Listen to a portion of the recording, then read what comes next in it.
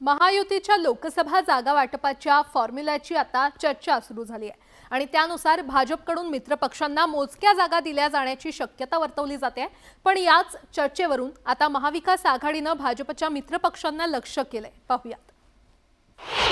महायुतीत सेना राष्ट्रवादीची गळचेपी, पटोलेंचा शिंदे आणि अजित पवारांना टोला, नगण्य जागा मिळतील पटोलेंचा दावा, महायुतीत जागा वाटपावरून रस्सीखेच।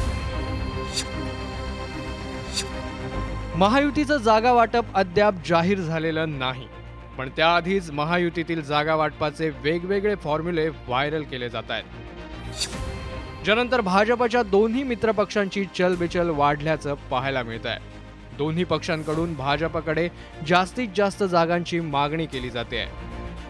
आम्ही एवढं सांगितलेलं आहे की शिंदे गटांना जेवढ्या जागा मिळतील तेवढ्या जागा अजित पवार साहेबांच्या आमच्या राष्ट्रवादीला सुद्धा मिळाल्या पाहिजे। आता शेवटी जे आहेत ती सगळी मंडळी जी आहेत बसून एकत्रित निर्णय घेतील आणि जो काही निर्णय होईल तो सगळ्यांना मान्य असेल। जागेची वाटाघाटी ही चॅनल्सच्या कॅमेऱ्याच्या समोर कधीच होत नाही, त्यामुळे पहिली गोष्ट जागेच्या वाटाघाटीबद्दल जेव्हा आपलं मत व्यक्त केलं जातं त्या मतावर आधारित वाटाघाटी कधीही कदापिही होत नसतात।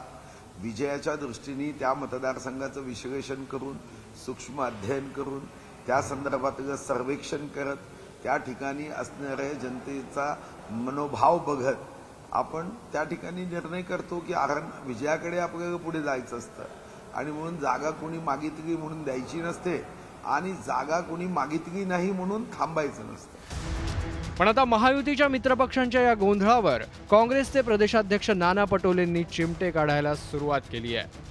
पूर्वी महाविकास आघाडीत काँग्रेस सोबत असलेल्या या दोन्ही नेत्यांच्या पक्षांवर घणाघात करत पटोलेंनी शिवसेना आणि राष्ट्रवादीची महायुतीत गळचेपी होत असल्याचा आरोप केलाय। फार प्रतिक्रिया द्यायची नाही, पण दोघांची हालत खराब आहे।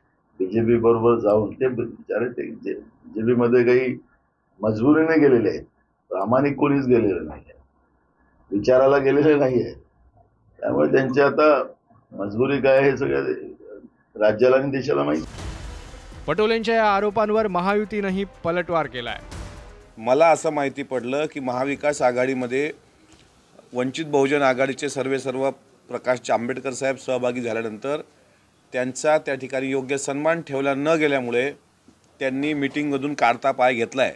त्यामुळे नानांनी हे एकदा क्लिअर करावं की महाविकास आघाडीमध्ये मित्र पक्षाचा तुम्ही सन्मान ठेवू शकत नाही, तुम्ही तुमची चादर किती फाटलेली आहे ते बघा। खरं तर अमित शहांच्या महाराष्ट्र दौऱ्यानंतर महायुतीच्या जागा वाटपाला वेग आल्याचं दिसतंय, पण भाजपच्या या वेगाला शिवसेना आणि राष्ट्रवादी किती मॅच करते? भाजप या दोन्ही पक्षांना अपेक्षित जागा देतं की शिंदेंची शिवसेना आणि अजित पवारांच्या राष्ट्रवादीचा हिरमोड होतो हे पाहणं महत्त्वाचं ठरेल। Bureau report, news 18 Lokmat.